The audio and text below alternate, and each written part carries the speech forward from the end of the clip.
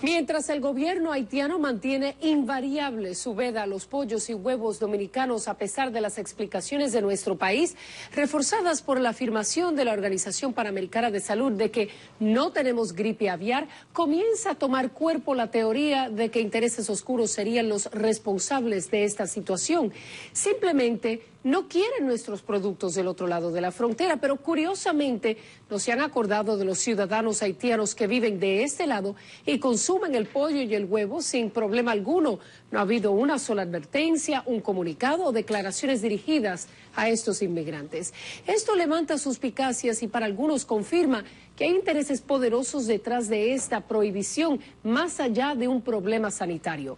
Lo triste es que este vecino país, que no cuenta con una fuerza propia para garantizar su seguridad ni el orden, nos tenga virtualmente a su merced en términos comerciales. Tal parecería que los funcionarios haitianos están disfrutando de este momento de gloria, donde han tratado prácticamente de ponernos de rodillas a rogarles que compren nuestros pollos y huevos. Y el presidente Michel Martelly, bien, gracias, guarda silencio. Siempre llevamos las de perder con los haitianos. No hay nada que hagamos de este lado que ellos reconozcan.